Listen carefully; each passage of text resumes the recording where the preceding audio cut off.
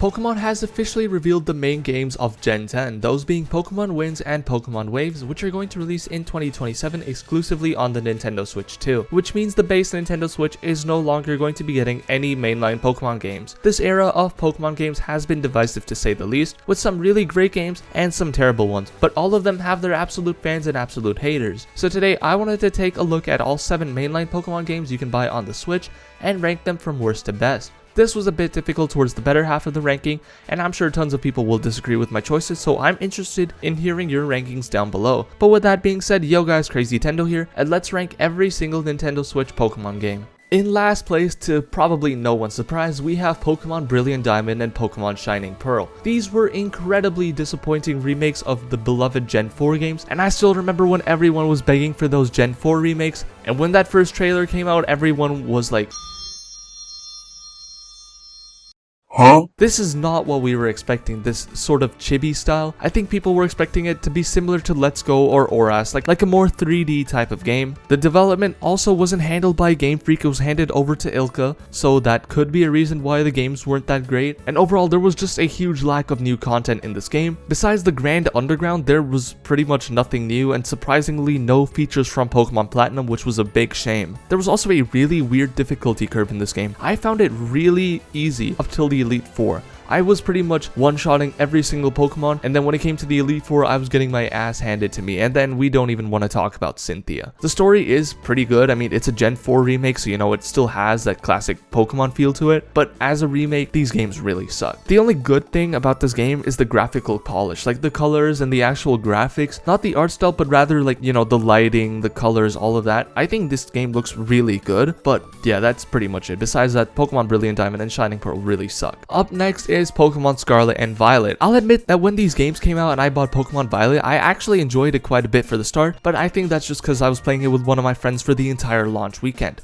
Even then, some of the biggest issues were clear, and even more so after I beat the game and started the Pokédex. For one, this game is just straight up ugly. I mean, we all know that, but I really just want to emphasize how terrible this game looks, and don't even get me started on the performance, like that infamous windmill that runs at 5 FPS. The open world concept that Scarlet and Violet tried to do sounds good on paper, but with some of the other weird choices they made, like a lack of level scaling, there's still a sort of linear path you need to take. And the open world in general is also pretty bare bones and empty. The Pokemon felt out of place, you felt out of place. Open world games are meant to increase the immersion, and if anything, Scarlet and Violet reduce that. The story is pretty good in this game though, I'm not gonna lie. There are 3 different narratives you need to complete to get to the true ending of the game. One of them being the classic, you know, Gym's Elite Four champion. The other was fighting the Titan Pokemon, which would help you get skills for your rideable Pokemon, either Koraidon or Miraidon. And the other was the Team Star bases you had to complete. Speaking of Team Star, this evil team really sucked. It's definitely my least favorite in the entire series, as it's just a bunch of school bullies. I mean, yeah, Gen 8 wasn't that great either. It was like a fan club for Marnie, but like that was still more interesting than a bunch of school bullies.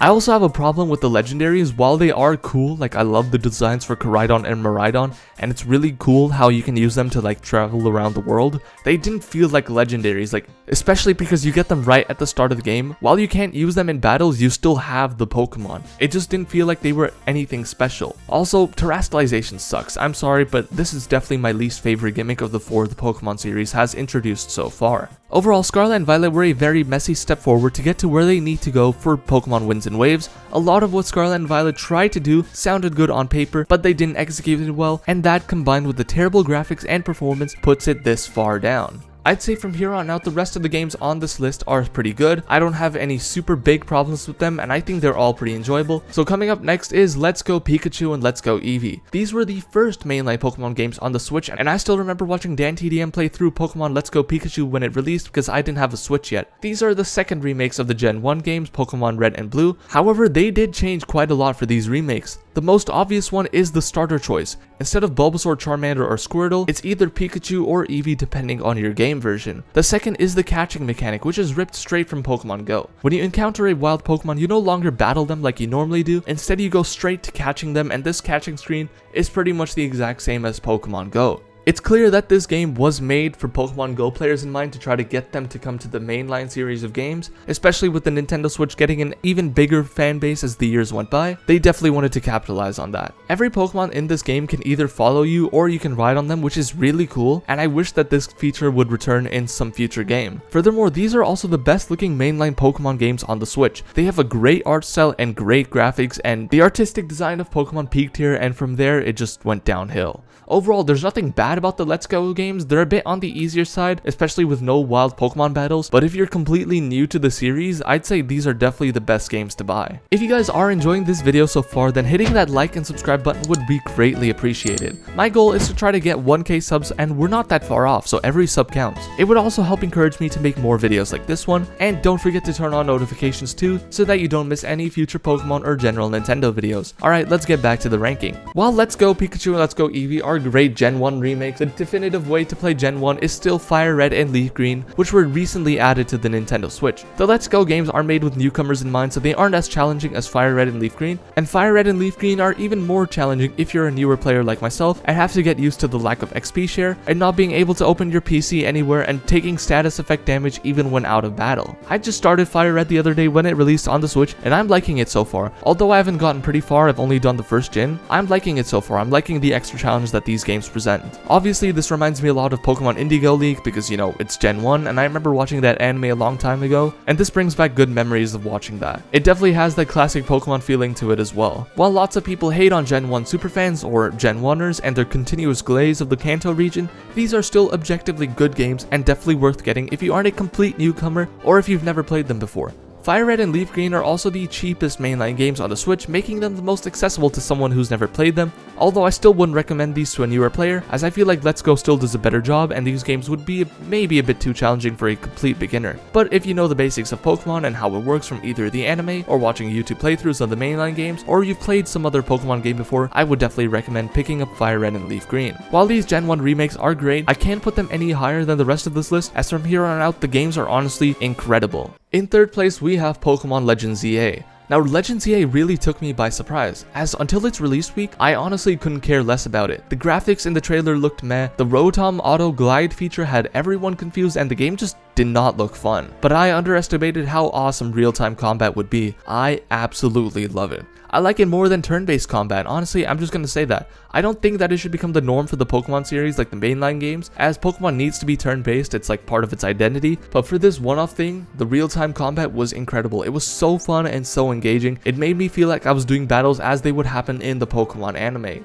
The ZA Royale was also very fun, and the real-time combat definitely helps with that. I can already imagine how much of a pain in the ass it would have been with turn-based combat. It would have been so slow. The return of Mega Evolution was also great. It's definitely the best gimmick in the Pokemon series, and the Rogue Mega battles were also fun and challenging. The biggest downside of this game is that it's stuck inside Lumio City, and that's it, as there's not much differentiation between the different wild zones and then just the rest of the city. I hope the DLC would have included other parts of Kalos, but instead we just got Hyperspace Lumios. Just like Legends Arceus, you can catch Pokemon without going into the battle screen, and the shiny sound returns as well, which was absent in Scarlet and Violet for some reason. Speaking of shinies, oh my god, it is so easy to get them. It's genuinely crazy. Legends ZA was an incredible game. However, the game being restricted to just Lumio City is what kept it from being higher on this list. Now, I'm just gonna get this out of the way. I will defend Pokemon Sword and Pokemon Shield with my life. Fight me in the comments, I don't care. These games mean so much to me, and I love them so much. I think it's been pretty obvious with this video, but I am a newer Pokemon fan, and Sword and Shield were actually the first mainline games that I played. I just have so many good memories with them. These games honestly got way more hate than they deserved, and I'm sorry, if you prefer Scarlet and Violet over these, I genuinely don't know what's wrong with you. Do the trees look ugly in this game? Yeah, they do, but it's not the worst thing in the world. Is the lack of a national dex annoying? Yeah, I guess it is, but that doesn't really make the games themselves bad, does it? Especially with the DLC, they added quite a lot of new Pokemon.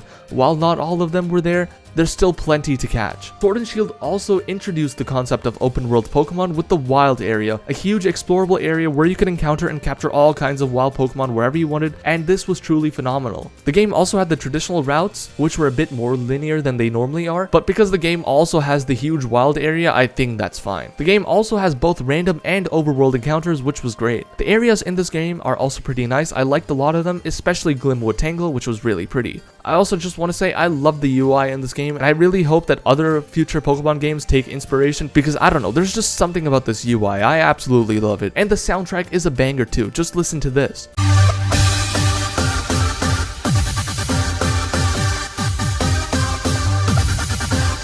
Sword and Shield's DLC was also incredible. I spent so many hours doing Dynamax adventures with my friends and had some of the best memories of my life playing Pokemon Sword in general during the summers of 2020 and 2021. Dynamaxing was also epic. Pokemon Go Big. I mean, it's definitely not the best gimmick in the series, that will always be Megas, but I still like this a lot. Sword and Shield also have a great art style. While the graphics may not be the best, the art style was really good. I love the colors and saturation, and it's a shame that later titles look so washed out and desaturated in comparison. Overall, Sword and Shield are incredibly overhated, and I will defend these games with my life. Again, fight me in the comments if you dare. And finally, the best mainline Pokemon game on the Switch is without a doubt Pokémon Legends Arceus. It also may be the best game in the entire series. This game completely changed so many of the things that make Pokemon in the best way possible. It replaced routes with a handful of large open areas connecting to the hub area of Jubilife Village. There was no need to encounter a Pokemon to catch it. You could do so from a distance. There were wild boss Pokemon instead of regular gyms. There's crafting mechanics, alpha Pokemon. There's strong and agile styles, which changed the turn order of the Pokemon. Pokemon were also introduced as important methods of transport, and there was even the concept of you, the player, getting harmed by the wild Pokemon.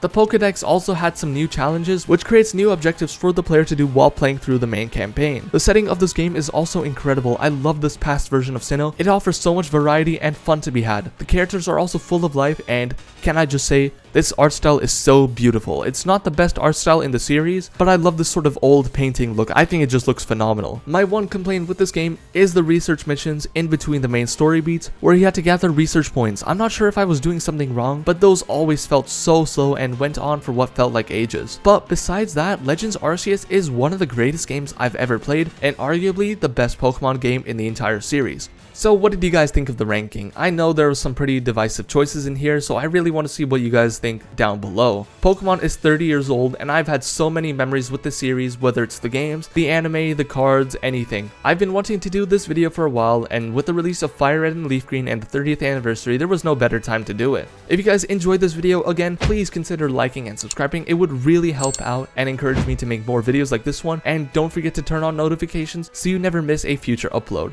But with that being said, yo guys, Crazytendo here, and thank you so much for watching. I'll see you in the next one.